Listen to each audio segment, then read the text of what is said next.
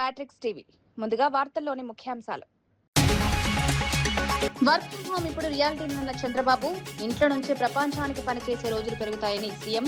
Digital రంగంలో ఏపీని ముందంజలో నిలబెడతామన్న చంద్రబాబు. నైపుణ్యాభివృద్ధితో యువతకు ప్రపంచ స్థాయి అవకాశాలు.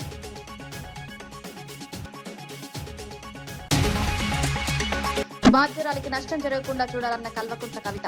అనవసర ప్రచారాలు ఆపాలని సూచించిన తెలంగాణ రక్షణ సేన. బండి కుమారుడితో పాటు అందరినీ అరెస్ట్ చేయాలన్న కవిత. పోక్సో కేసు దర్యాప్తు పారదర్శకంగా జరగాలని డిమాండ్.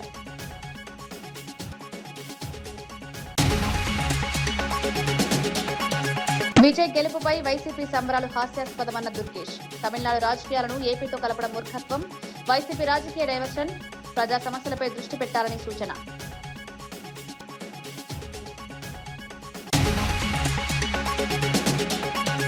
గ్రంథాలయం విజ్ఞాన గని లాంటిదన్న మంత్రి సీతక్క. పుస్తక పఠనంతో సమాజంలో చైతన్యం. గ్రామీణ ప్రాంతాల్లో గ్రంథాలయాల అభివృద్ధి. జ్ఞానాన్ని పంచే వేదికలే గ్రంథాలయమన్న సీతక్క.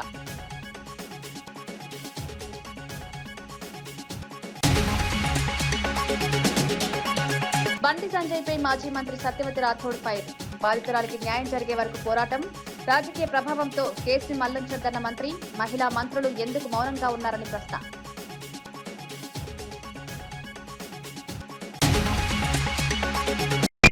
నిడమర్రులో జరిగిన కార్యక్రమంలో సీఎం చంద్రబాబు నాయుడు కీలక వ్యాఖ్యలు చేశారు. వర్క్ ఫ్రం హోం అనేది భవిష్యత్తు కాదు, ఇప్పుడు రియాలిటీ అని పేర్కొన్నారు. ఇంట్లో కూర్చుని ప్రపంచం మొత్తం కోసం పనిచేసే రోజులు మరింత పెరుగుతాయని తెలిపారు. యువతకు వర్క్ ఫ్రం హోం విధానం ద్వారా డబ్బు సంపాదించే అవకాశాలు పెరుగుతాయన్నారు. రాబోయే రోజుల్లో ప్రభుత్వంలో కూడా ఖర్చులు తగ్గించే కీలక మార్పులు తీసుకొస్తామని వెల్లడించారు. ఐటీ, డిజిటల్ విప్లవంలో సరికొత్త మార్పులు రాబోతున్నాయని పేర్కొన్నారు. నైపుణ్యాభివృద్ధి ద్వారా యువత ప్రపంచ స్థాయి అవకాశాలు అందుకోవాలని సూచించారు. డిజిటల్ రంగంలో ఆంధ్రప్రదేశ్ను ముందంజలో నిలబెట్టేందుకు ప్రభుత్వం చర్యలు తీసుకుంటుందని చంద్రబాబు తెలిపారు.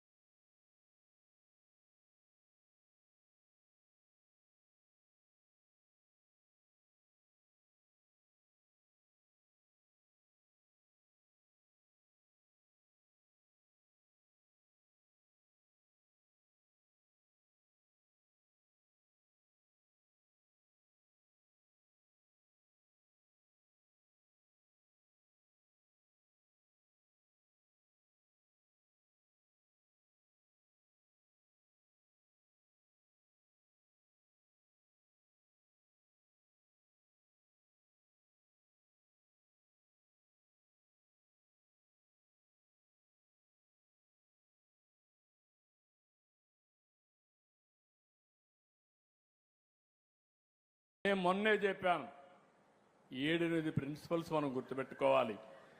నేను ఇప్పుడు చెప్పడం కాదు. వర్క్ ఫ్రమ్ హోమ్ అనేది ఇట్ ఈజ్ ఎ రియాలిటీ. భవిష్యత్తులో కూడా వర్క్ ఫ్రమ్ హోమ్ వస్తుంది. ఇంట్లో కూర్చొని ప్రపంచం మొత్తం పనిచేసే శక్తి వస్తుంది.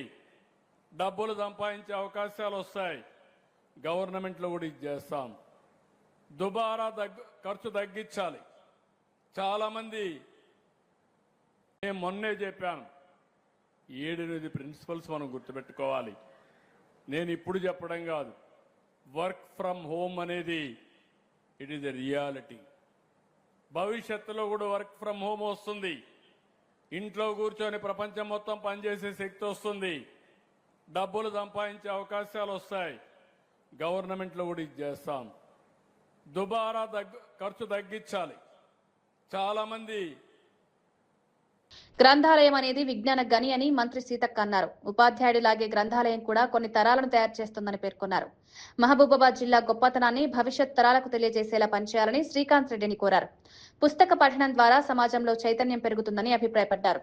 యువత చదువుపై ఆసక్తిని పెంచుకోవాలని సూచించారు. గ్రంథాలయాలు కేవలం పుస్తకాల నిల్వ కేంద్రాలు కాకుండా జ్ఞానాన్ని పంచే వేదికలన్నారు.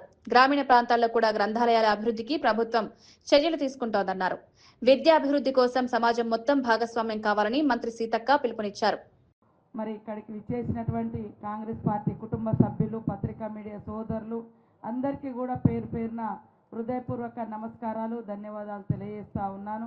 ఈరోజు గ్రంథాలయం అనేది ఏదో పేరుకు గ్రంథాలయం కాదు, అది విజ్ఞాన గని.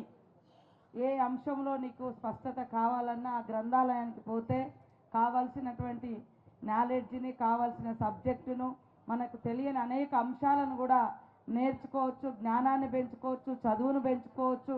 కాంపిటేటివ్ ఎగ్జామ్స్ కోసం కూడా మనము ప్రిపేర్ అయ్యి మరి ఆ గని ద్వారా, ఆ గ్రంథాలయం అందించే గొప్ప పుస్తకాల ద్వారా మనము ఎంతో గొప్ప ఉన్నత స్థానంలోకి రావచ్చు.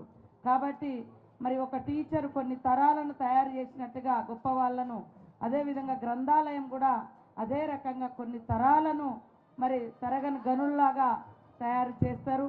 కాబట్టి ఈ యొక్క మరి మహబూబాబాద్ జిల్లాకు ఉన్నటువంటి విశిష్టత, గొప్పతనాన్ని మరి భవిష్యత్ తరాలకు చాటే విధంగా మరి శ్రీకాంత్ రెడ్డి గారు పనిచేయాలని కోరుకుంటూ నెల్లూరులో తొలిసారిగా నిర్వహిస్తున్న తెలుగుదేశం పార్టీ మహానాడును కనివిని ఎరుగని రీతిలో విజయవంతం చేస్తామని హోంమంత్రి అనిత తెలిపారు. 3 రోజుల పాటు జరిగే ఈ మహానాడుకు రాష్ట్ర నలుమూలల నుంచి లక్షలాది మంది పార్టీ ప్రతినిధులు, కార్యకర్తలు, ప్రజలు హాజరు కానున్న నేపథ్యంలో అన్ని ఏర్పాట్లు వేగంగా కొనసాగుతున్నాయన్నారు. మహానాడుకు వచ్చే ప్రతి ఒక్కరికి ఎలాంటి ఇబ్బందులు తలెత్తకుండా వసతి, రవాణా, తాగునీరు, పార్కింగ్, భద్రత వంటి అంశాలపై ప్రత్యేక దృష్టి పెట్టామని వెల్లడించారు. కార్యకర్తలందరూ కూడా చాలా ఉత్సాహంగా ఎదురు చూస్తున్న ఒక మంచి తరుణం ఈ మహానాడు.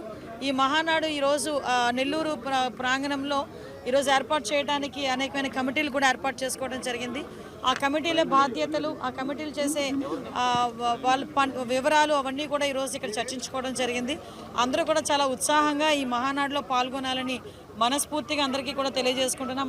మహానుభావుడు నందమూరి తారక రామారావు గారు పెట్టిన పార్టీ అప్పటి నుంచి ఇప్పటి వరకు కూడా భుజాన మోస్తూ గౌరవ ముఖ్యమంత్రి చంద్రబాబు నాయుడు గారు ఈరోజు నూతనంగా జాతీయ వర్కింగ్ ప్రెసిడెంట్గా ఎన్నిక కాబడిన నారా లోకేష్ గారి ఆధ్వర్యంలో జరగబోతున్న మొట్టమొదటి మహానాడు అంగరంగ వైభవంగా ప్రతి ఒక్క కార్యకర్తకి కూడా గుర్తుండిపోయేటట్టుగా చేయడానికి ఇక్కడున్న ప్రతి కార్యకర్త కూడా కృషి చేస్తున్నారు.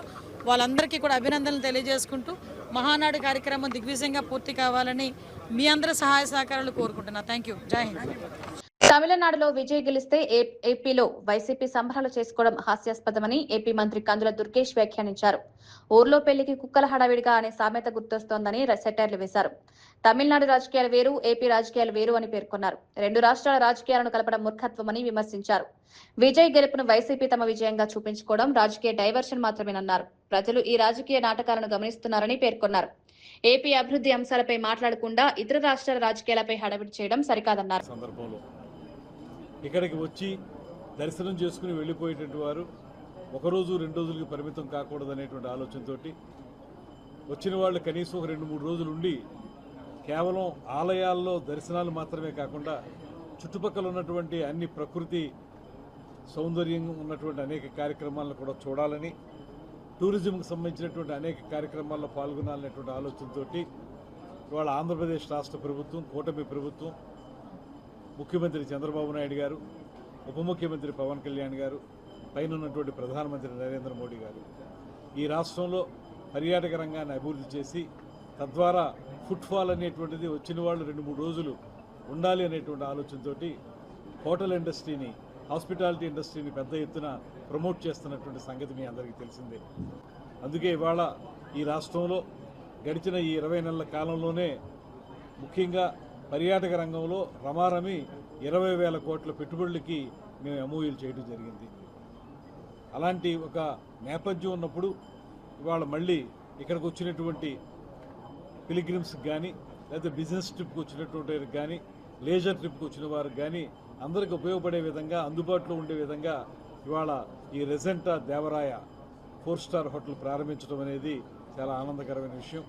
దాంతోపాటు కేంద్ర ప్రభుత్వం యొక్క సహకారంతో ఇవాళ రాష్ట్రంలో మనం అనేక కార్యక్రమాలు చేపడతా ఉన్నాం. ఈ మధ్యకాలంలోనే కేంద్ర ప్రభుత్వం, ముఖ్యంగా పర్యాటక శాఖ గజేంద్ర సింగ్ షెకావత్ గారు చెప్పినటువంటి మాట, మనకి 2 ఐకానిక్ సెంటర్స్ని పర్యాటక రంగంలో ఇవ్వడానికి ముందుకొచ్చారు. అందులో మనం ఒకటి తిరుపతి, మరొకటి విశాఖపట్నాన్ని ఐకానిక్ సెంటర్స్గా ఏర్పాటు చేస్తున్నాం. రమారమి ఒక 500 కోట్ల రూపాయల పెట్టుబడితోటి తిరుపతిలో, మరో 500 కోట్ల రూపాయల పెట్టుబడితోటి విశాఖపట్నంలో కూడా ఈ ఐకానిక్ పర్యాటక సెంటర్స్ ఏర్పాటు చేయబోతున్నాం. దానితోటి ఖచ్చితంగా ఈ తిరుపతి, ఈ పరిసర ప్రాంతాలు కూడా అద్భుతమైనటువంటి పర్యాటక కేంద్రాలుగా విలసిల్లుతాయనేటువంటి మాట నమ్ముతున్నాం. మనకి అక్కడికి వెళ్ళి ప్రచారం చేసింది లేదు, అక్కడ వాళ్ళు ఈయన ఫోటో వాడుకున్నది లేదు. ఏదో ఒకటి మ్యారేజ్కి పిలిస్తే కట్సి సేక్ మ్యారేజ్కి వచ్చారనేటువంటి మాట వినపడతా ఉంది. దాన్ని వాళ్ళు పొలిటిసైజ్ చేసి దాన్ని పోల్చుకుని మేమేదో వాళ్ళు మేము ఒకటే అనేటువంటి విధంగా మాట్లాడడం అనేది సమంజసం కాదు. అది హాస్యాస్పదం. దానికి ఏంటంటే ఏదో చెప్తారు కదా, ఊళ్ళో ఎవరికో పెళ్ళి అవుతుంటే ఇంకేదో వాళ్ళు ఆనందం పడ్డాయి అనేటువంటి విధంగా ఉంటుంది. అటువంటి విధానంగానే చూడాలి తప్పితే దాన్ని వాళ్ళు అక్కడ జరిగినటువంటి కండిషన్స్ వేరు, ఆ పొలిటికల్ సిచ్యువేషన్స్ వేరు, ఇక్కడ పొలిటికల్ సిచ్యువేషన్స్ వేరు. దాన్ని వాళ్ళు అన్వయించుకోవడం అనేది మూర్ఖత్వం అవుద్దనేటువంటి మాట చెప్తారు. Political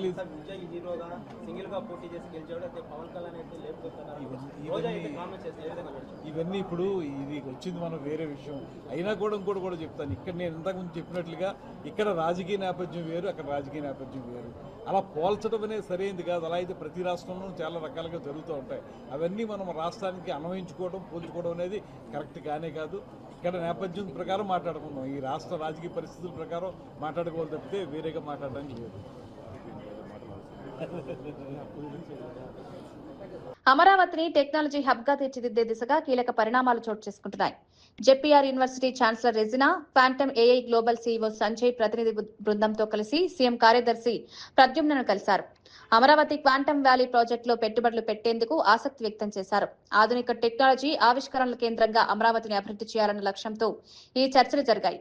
quantum technology, artificial intelligence రంగాల్లో పెట్టుబడులు రాష్ట్రానికి మేలు చేస్తాయని అధికారులు భావిస్తున్నారు. టీంతో కూడా వర్క్ చేయడానికి క్వాంటమ్ ఏఐ గ్లోబల్ మిషన్తో పాటు ఆ కంపెనీతో పాటు మేము కలిసి ఇక్కడ వర్క్ చేయబోతున్నాం. మా ధన్యవాదాలు ఆంధ్రప్రదేశ్ గవర్నమెంట్కి, చంద్రబాబు నాయుడు గారికి. I'm the founder and CEO of Quantum AI Global. I'm pretty excited about collaborating with JPR University and Dr. Regina Garu. మా ల్యాబ్లో క్వాంటమ్ కమ్యూనికేషన్ సంబంధించిన హార్డ్వేర్ ఉంటుంది, క్వాంటమ్ సెన్సింగ్ సంబంధించిన హార్డ్వేర్ ఉంటుంది. స్టూడెంట్స్ ఉట్టి ఎక్స్పెరిమెంటేషన్సే కాదు, వాళ్ళకి ఏదైనా ఫర్దర్ రీసెర్చ్ చేయాలంటే కూడా దాన్ని ఫెసిలిటేట్ చేసి ఎనేబుల్ చేస్తున్నాము. వాళ్ళ వైపు నుంచి వచ్చే ప్రూఫ్ ఆఫ్ కాన్సెప్ట్ని ప్రోడక్టైజ్ చేయాలంటే దానికి మేము జెపిఆర్ యూనివర్సిటీ కలిసి ఫండింగ్ చేయడానికి కూడా ముందుకు వెళ్ళాలనుకుంటున్నాం ఫ్యూచర్లో. నేను క్యూ అకాడమీని రిప్రజెంట్ చేస్తున్నాను, subsidiary of quantum AI global. I'm the CEO of the company. ఇప్పుడు క్వాంటమ్ అనే టెక్నాలజీని అభివృద్ధి చెందుదామని అమరావతి క్వాంటమ్ వ్యాలీ విజన్ పెట్టింది. దానివల్ల దేశం మొత్తం చూస్తోంది, ప్రపంచం మొత్తం మన ఆంధ్రప్రదేశ్ అమరావతి వైపు చూస్తోంది. ఇక్కడ ఫౌండేషన్ ఏంటి అంటే స్కిల్ డెవలప్మెంట్ చేద్దామని ఫస్ట్ ఎజెండా మాది. ఈ నైపుణ్య అభివృద్ధి నుంచి వచ్చే పరిశోధన మేము ప్రయారిటైజేషన్ చేస్తాం. దీనికి quantum AI global and JPR university కలిసి పనిచేస్తుంది. మన honourable chief minister Chandrababu Naidu గారి విజన్ని మేము మనసులో పెట్టుకొని అదే పాత్లో క్వాంటమ్ టెక్నాలజీ అడ్వాన్స్మెంట్ కోసం మేము ఇక్కడ ఎస్టాబ్లిష్ చేద్దాం అనుకుంటున్నాము. Skill development, research and prioritisation unit for the students. Web lands పర్యావరణ పరిరక్షణలో కీలక పాత్ర పోషిస్తాయని తెలంగాణ అటవీ పర్యావరణ శాఖ మంత్రి కొండా సురేఖ అన్నారు. సచివాలయంలో జరిగిన రాష్ట్ర వెట్లాండ్ అథారిటీ సమావేశంలో ఆమె కీలక ఆదేశాలు జారీ చేశారు. వెట్లాండ్స్ గుర్తింపు, డిజిటల్ మ్యాపింగ్ కోసం 2017 నిబంధనలను ఖచ్చితంగా అమలు చేయాలని అధికారులకు ఆదేశించారు. రాష్ట్ర వ్యాప్తంగా ఇప్పటికే 4023 వెట్లాండ్స్లకు సరిహద్దుల గుర్తింపు పూర్తయిందని అధికారులు తెలిపారు. మిగిలిన ప్రాంతాల్లో సంయుక్త సర్వేలను వేగవంతం చేయాలని ఇరిగేషన్, రెవెన్యూ శాఖలకు మంత్రి సూచించారు. పర్యావరణ సమతుల్యతను కాపాడడంలో వెట్లాండ్స్ కీలకమని పేర్కొన్నారు.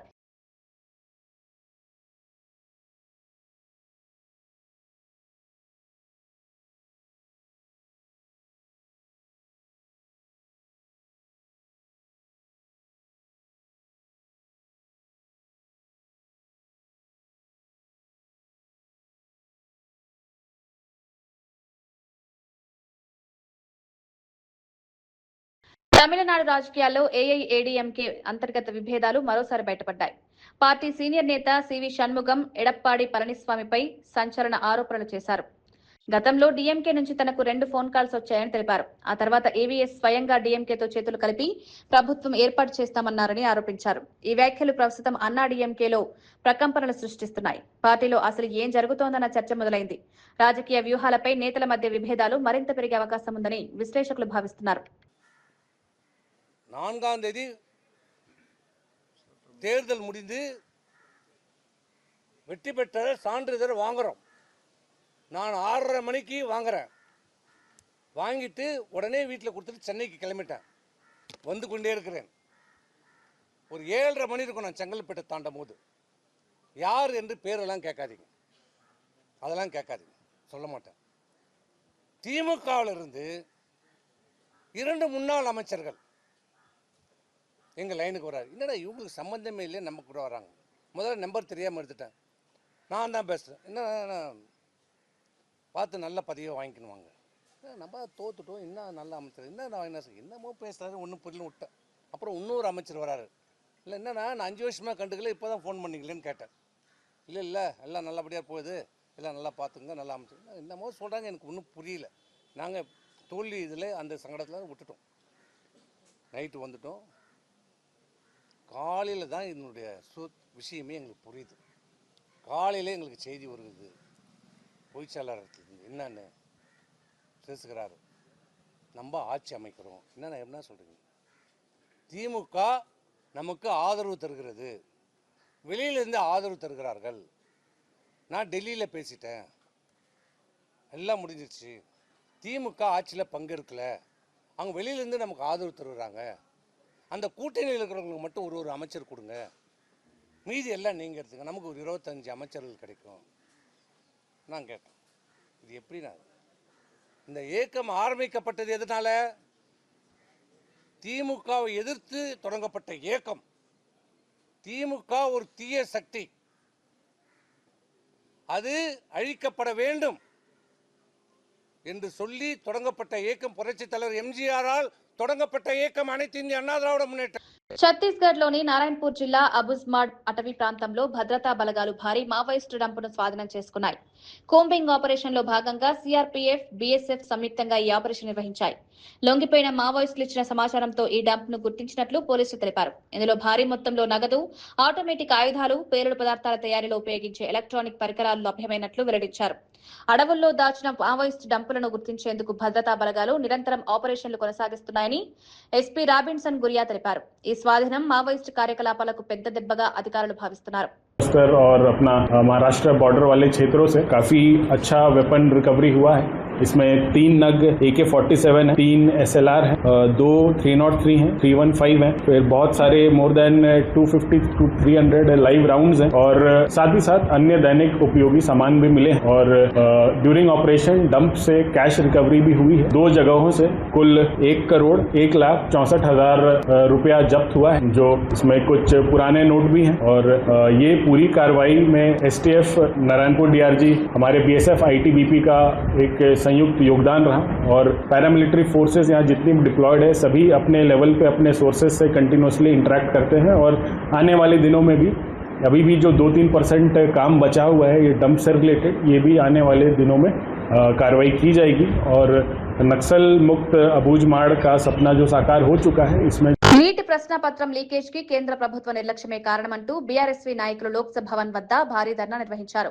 కెల్లి శ్రీనివాస్ యాదవ్ మాట్లాడుతూ దేశవ్యాప్తంగా 24 లక్షల మంది విద్యార్థుల భవిష్యత్తును బీజేపీ ప్రభుత్వం అంధకారంలోకి నెట్టిందని ఆరోపించారు.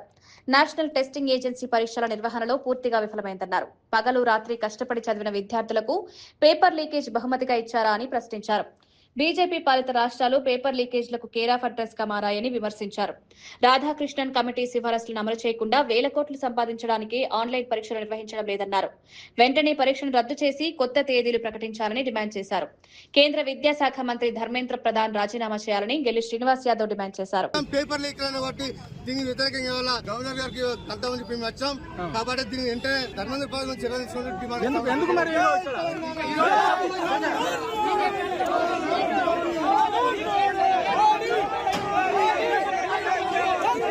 పోక్సో కేసులో బండి సంజయ్ కుమారుడు బండి భగీరథ్ ను వెంటనే అరెస్టు చేయాలని మహిళా సంఘాలు పేట్ బషీర్బాద్ పోలీస్ స్టేషన్ ఎదుట భారీ ధర్నా నిర్వహించాయి.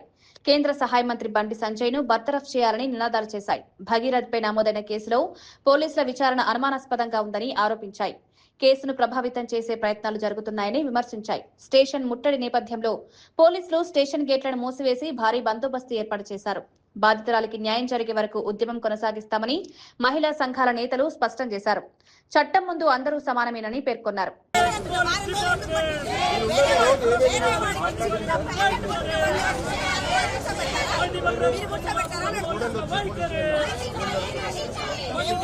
బండి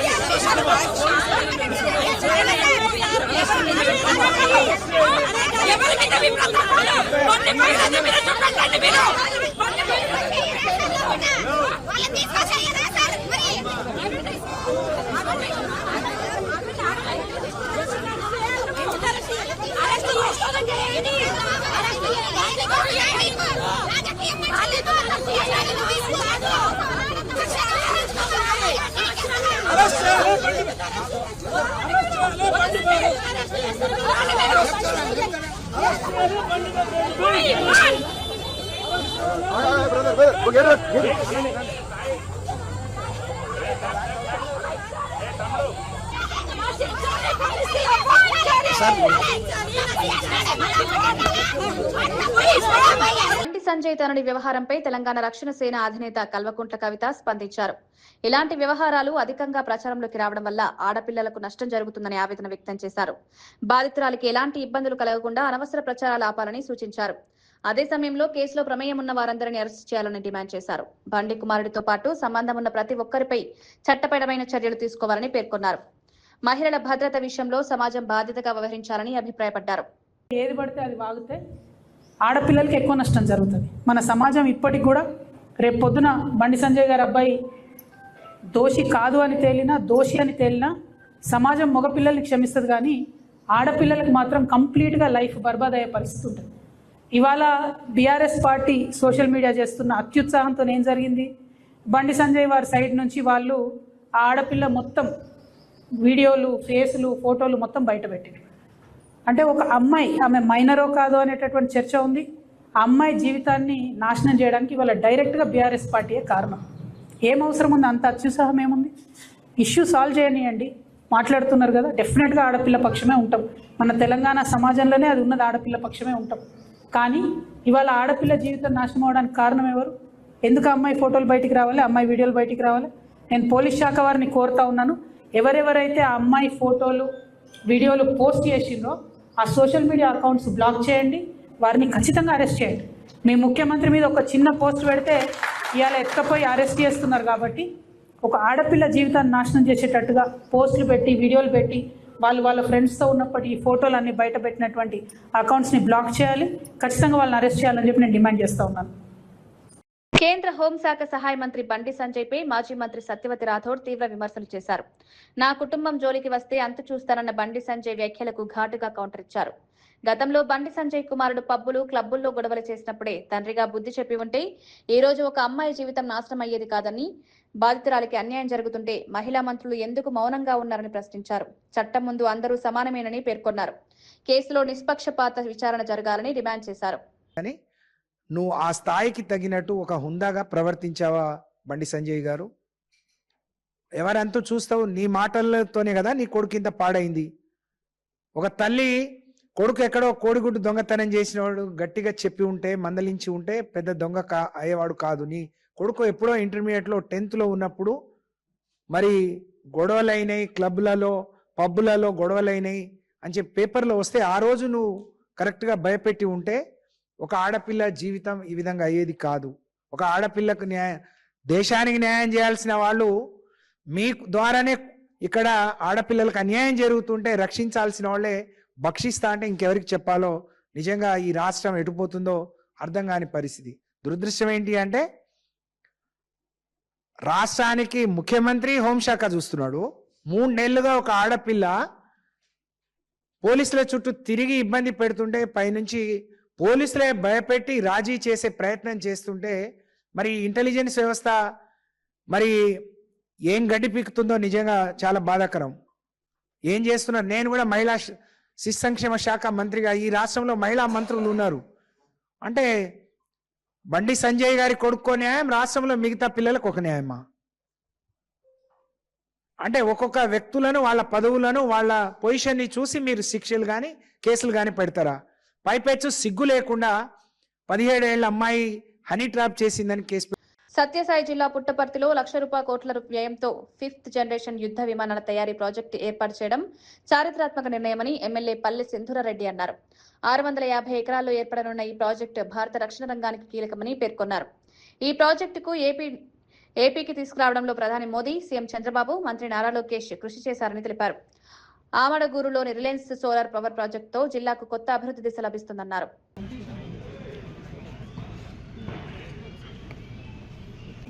ఫోటో చేసుకున్నాక ఇప్పుడు గదిలో కూర్చుంటారు. సో మిగిలిన అందరూ కూడా మీటింగ్లోకి వచ్చేస్తారు.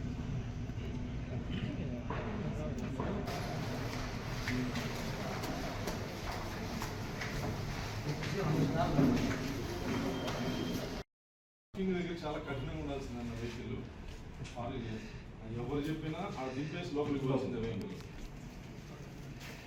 ఒకటేనా పార్కింగ్ పబ్లిక్ పార్క్ పక్కనే దానికి అడిషనల్గా మన స్టేషన్కి ఈ పక్క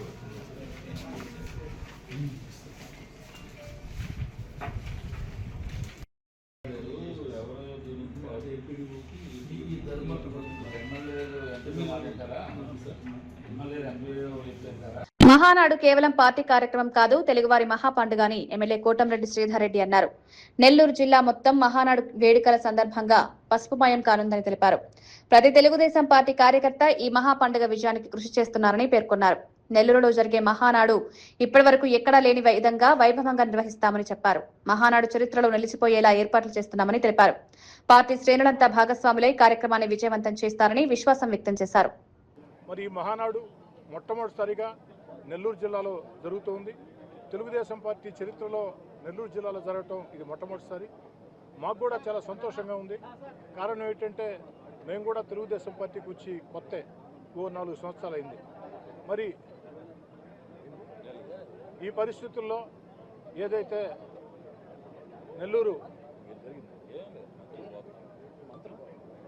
ఈ పరిస్థితుల్లో ఏదైతే ఒక ప్రత్యేక నిర్వహించాలని చెప్పని జిల్లాలో ఉన్నటువంటి పార్టీ నాయకులు, కార్యకర్తలందరం కూడా సమన్వయం చేసుకుని ఎమ్మెల్యేల, మంత్రుల, ఎంపీల, నాయకుల, కార్యకర్తల తేడా లేకుండా అందరం సుశిక్షితులైనటువంటి తెలుగుదేశం పార్టీ సైనికులుగా రాష్ట్రంలో ఉన్నటువంటి తెలుగుదేశం పార్టీ అత్యధిక మహారథులతో కలిసి ప్రయాణం చేసే అవకాశం రావటం మాకు కూడా చాలా సంతోషంగా ఉంది. అందరం కలిసి నెల్లూరు జిల్లా మహానాడు ఎంత అద్భుతంగా జరగబోతుందంటే భవిష్యత్తులో మహానాడు గురించి చర్చకు వచ్చినప్పుడు నెల్లూరుకు ముందు, నెల్లూరు తర్వాత అనేదానికంటే కూడా ఈ మహానాడు ప్రతి తెలుగుదేశం పార్టీ అభిమానికి ఎంతో ప్రతిష్టాత్మకం. దానికి కారణం ఏంటంటే నారా లోకేష్ గారు నేషనల్ వర్కింగ్ ప్రెసిడెంట్గా ఎన్నికైన తర్వాత, యువనేత నారా లోకేష్ గారు నేషనల్ వర్కింగ్ ప్రెసిడెంట్ ఎన్నికైన తర్వాత మొట్టమొదటిసారి జరిగే మహానాడు. ఈ మహానాడిని నవ్వుతో నభవిష్యత్తు అన్నట్టు నిర్వహించేదానికి ఓ తెలుగుదేశం పార్టీ కార్యకర్తగా అందరినీ చక్కగా సమన్వయం చేసుకుని పనిచేస్తామని, జిల్లా కేంద్రంలో ఇతర ప్రాంతాల నుంచి వచ్చే నాయకులకు కావచ్చు, కార్యకర్తలకు కావచ్చు, ఎమ్మెల్యేలకు కావచ్చు, ఎంపీలకి, ఎమ్మెల్సీలకి తెలుగుదేశం పార్టీ వివిధ స్థాయిల్లో పదవులను అందరూ కూడా చక్కటి వస్తువులు, చక్కటి ఆతిథ్యం, అదేవిధంగా ఆఖరి రోజు ఒక భారీ జన సమీకరణ అద్భుతంగా చేస్తామని, అందుకు సంబంధించి సన్నాహ కమిటీ సమావేశాన్ని ఈరోజు నిర్వహించుకోవడం జరిగింది.